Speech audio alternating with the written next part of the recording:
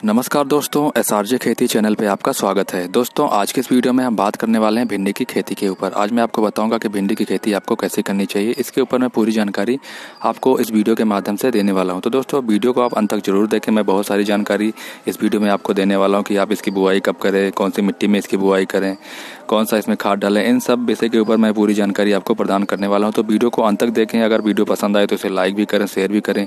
और अगर अभी आप हमारे चैनल पर नए आए हैं तो सबसे पहले चैनल को सब्सक्राइब करके बेल आइकन प्रेस कर लें ताकि आपको नई वीडियो का नोटिफिकेशन सबसे पहले मिल जाए। तो चलिए आज की इस वीडियो को हम शुरू करते हैं।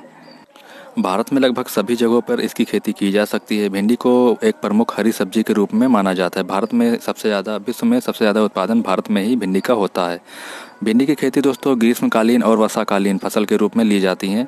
अगर बात की जाए सॉइल की, यानी मिट्टी की, कौन सी मिट्टी में हमें भिंडी की खेती करनी चाहिए, तो अच्छे जल निकासी वाली आप किसी भी मिट्टी में इसकी खेती बड़ी आसानी से कर सकते हैं। वैसे अच्छी खेती के लिए आपको बलुई दोमट मिट्टी सबसे उपयुक्त रहेगी, लेकिन फिर भी आप किसी भी मिट्टी में भिंडी की खेती बड़ी आराम से कर सकते हैं।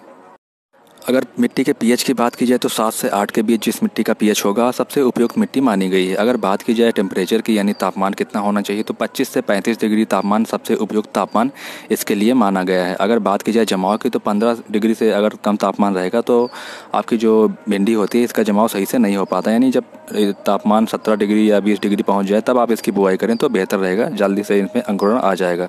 बुआई करने से पहले आपको इसको भिगो देना चाहिए ताकि जो इसका अंकुरण होता है वो जल्दी से हो सके।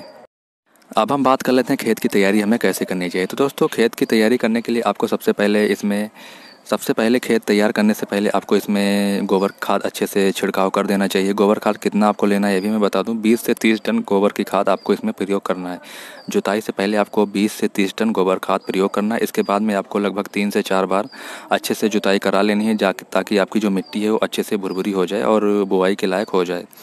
इसके बाद में पाटा चला के मिट्टी को आप समतल बना लें। अगर मिट्टी में नमी ना हो, बुआई से पहले आपको एक बार सिंचाई ज़रूर कर देनी चाहिए, क्योंकि भिंडी का जमाव अच्छे से तभी होगा जब मिट्टी में नमी रहेगी। तो इसके लिए या तो आप पहले से जुताई से पहले या तो आप सिंचाई करा दें या फिर बुआई से पहले आपको सिंचाई कर लेनी चाहिए। इससे अच्छे से मिट्टी में जमाव होगा।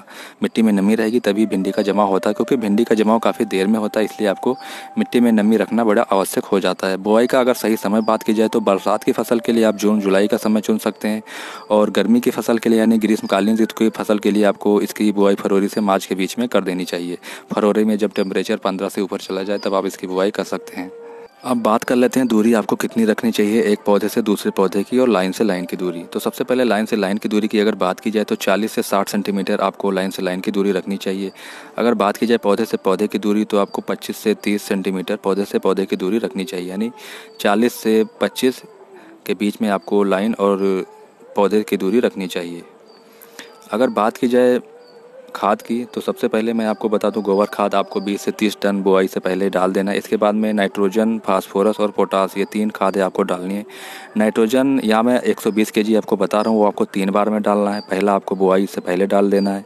फास्फोरस आपको 70 किलो डालना है और पोटास आपको 60 किलो। नाइट्रोजन की 120 किलो मात्रा में से आपको 40 किलो मात्रा, और फास्फोरस और पोटास की 70 और 60 किलो मात्रा आपको जब आप बुआई करें उससे पहले अपने खेत में अच्छे से मिला लें।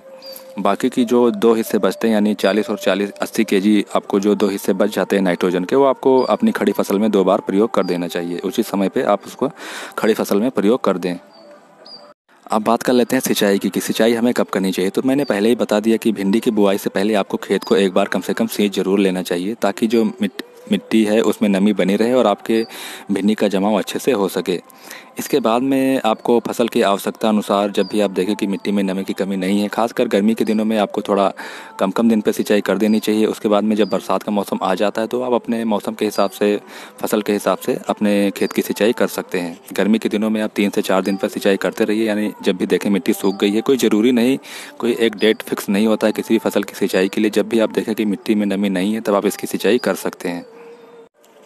अब बात कर लेते हैं निराई गुड़ाई की। भिंडी की फसल की निराई गुड़ाई भी एक अनिवार्य हिस्सा होता है भिंडी की खेती के लिए। तो भिंडी की निराई गुड़ाई आपको समय समय पे करते रहना चाहिए। पहली निराई आपको 20 से 25 दिन के बाद कर देनी चाहिए, जिसमें सारे खरपतवार जो होते हैं उसको आपको निकाल देना चाहिए और हल्की सी इसकी खुरपी से गुड़ाई करवा देनी चाहिए। बरसात ऋतु में आपको 4 से 5 बार इसकी गुड़ाई करा देनी चाहिए। तो ये तो हो गई निराई गुड़ाई आपको कैसे करना है इसके बारे में। अब हम कुछ 1-2 बीमारियों के बारे में भी जान लेते हैं। तो सबसे पहले हम जानेंगे इसके कुछ रोग के बारे में। तो सबसे पहला जो यहाँ पे बीमारी या रोग मैं ले रहा हूँ वो है सस्कोस्पोरा। सस्कोस्पोरा झुलसा रोग होता है। ये पत्तों पर धब्बे उभर आते हैं और पत्तियों के किनारे मुड़ जाते हैं। अगर आपको अपने खेत में जो भिंडी की फसल है उसमें पत्तियाँ आपको इसके ऊपर धब्बे दिखाई दें उभरे हुए और पत्तियों के किनारे मुड़े हुए दिखाई दें तो समझ लीजिए कि आपको आपके फसल पे सस्कोस्पोरा झुलसा हो गया है। इसकी रोकथाम के लिए आपको डाइथेन M45, मैं फिर से बता दूँ, डाइथेन M45 का 0.25% 250 ग्राम दवा का 200 से 300 लीटर पानी में आपको घोल मिला के 15-15 दिन पे 2 बार कम से कम छिड़काव कर देना चाहिए, जिससे ये रोग पूरी तरह से समाप्त हो जाए। तो दोस्तों, ये कुछ जानकारी थी जो मैंने इस वीडियो के माध्यम से आपको प्रदान की। अगर आपको जानकारी पसंद आई हो तो इसे लाइक करें, शेयर करें और हमारे चैनल को सब्सक्राइब जरूर करें। अगर चैनल पर नए आए तो सब्सक्राइब जरूर करें। कोई अन्य जानकारी चाहिए तो आप कमेंट करके पूछ सकते हैं। वीडियो देखने के लिए आपका बहुत बहुत धन्यवाद। जय हिंद, वंदे मातरम।